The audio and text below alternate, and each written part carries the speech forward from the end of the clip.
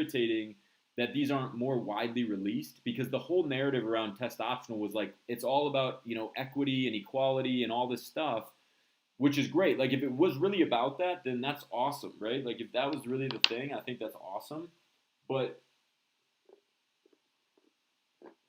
as is typical with most things that sound too good to be true, right? Like that would make it sound like they figured out, you know, equality of college admissions in 6 months, basically. They haven't done it in 50 years or 60 years since everything became so competitive, but suddenly they just figured it out.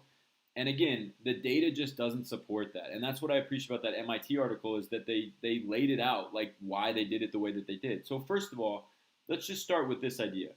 GU admits just 12% of applicants, setting record low. Okay, so that's the article title. Very positive, right? This is Georgetown University. For those that know Georgetown, that's like very plus, right? Everybody likes Georgetown, blah, blah, blah. Okay, most people know that Georgetown is one of the top, 25 universities in the world. Okay, so if you think about Georgetown, great.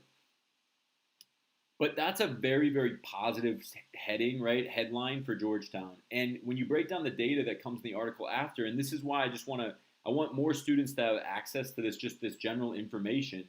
If you break down what the article actually says, there's a very, very frankly deceptive reason why that title is the way that it is, and why colleges do this. Okay, so if you go down a little bit, and this was an article that I did read prior to the stream, applicants pool increased by 30%.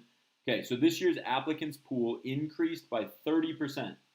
All right, so let's say, for the record, guys, if you have 10,000 students that applied one year and it increases by 30%, the next year you have 13,000 students apply. You have 3,000 more. I don't know what Georgetown's exact numbers are, but if you had 20,000 students apply, right, you have 26,000, right? That 26,000 then that are applied the following year. Thumbs up, guys, if that makes sense. So increase of 30%. You're like, okay, well, they increased their applications by 30%, and then, right, acceptance rate has dropped to a new low. By the way, colleges, if they want one thing more than anything else, they want a low acceptance rate because it makes it look like it's more selective, right? So great. If that happened to Georgetown, awesome. Like Georgetown, that's happened to colleges in the past, right, where like something happens. Major USC is a good example of one. Texas A&M is a good example of one here in the U.S. So those two colleges had, for various reasons, had major upticks in admissions. The University of Texas had it. So two Texas schools, USC in Southern California, had the same thing happen. But there are examples where there have been major upticks from one year to the next, and then those trends have continued. But it's rare, it's few and far between.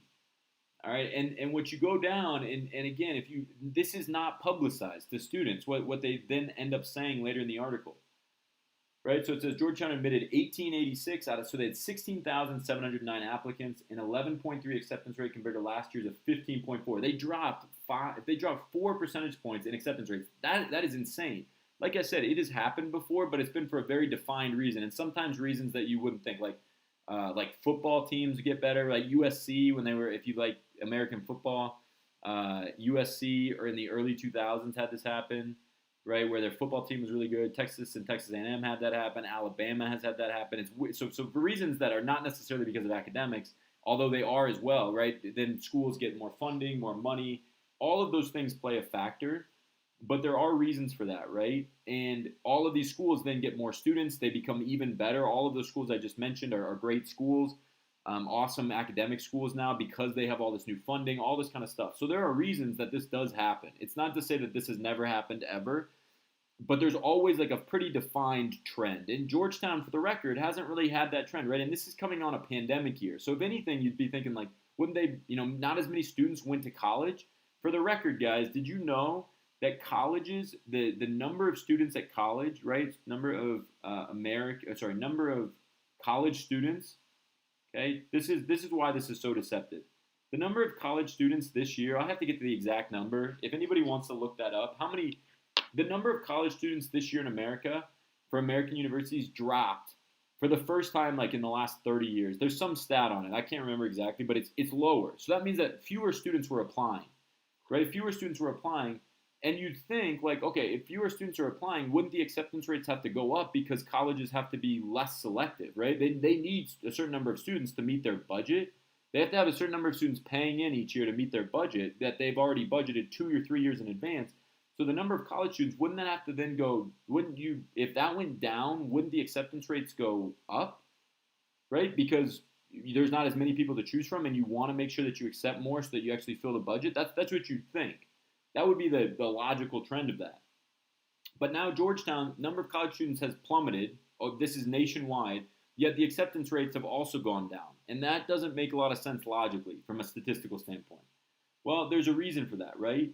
It fell for 30% increase, but also because the university had enrollment of 1,500 first-year students, a decrease from last year's students. There you go. Georgetown is even saying that their student population decreased, right? So but that would mean that if they needed to accept the same number of people from that, they would have to.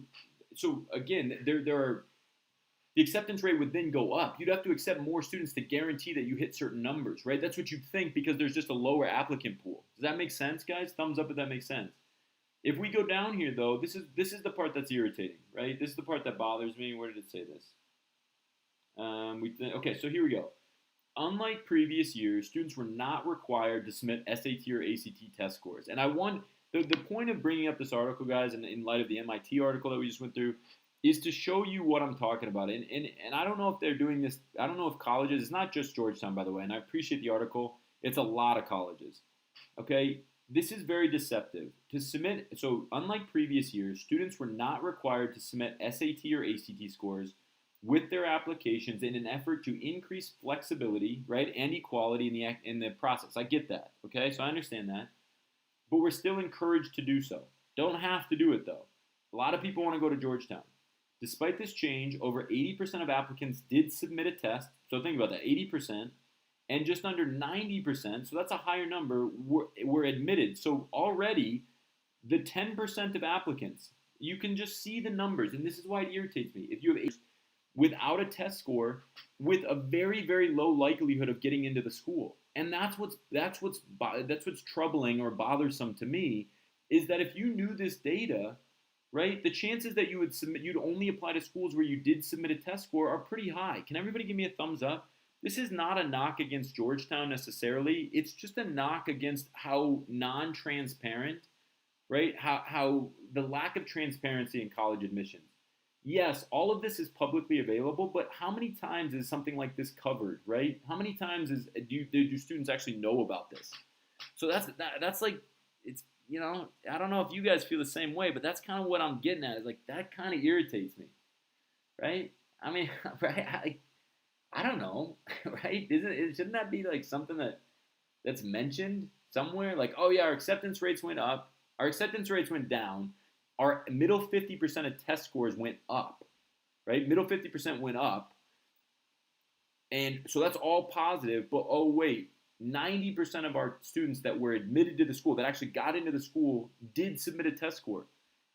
Test optional, really, for me, it means like should be 50-50, right? If it's test optional, it means like, yeah, you submitted, it could help you, it could not help you. What it really means in Georgetown's case is it really hurt you if you didn't submit a test score. Only 10% of students that didn't submit a test score got in, of the admitted students, right? So not submitting a test score really hurt you. I wish, for the purposes of money, if nothing else, I wish they would be more transparent with that, because if they were, we would all know, right, that, hey, I probably need to submit a test score at the bottom of the article, right? Is kind of crazy. I don't know. Maybe I'm wrong with that. But if you guys have any opinions on that,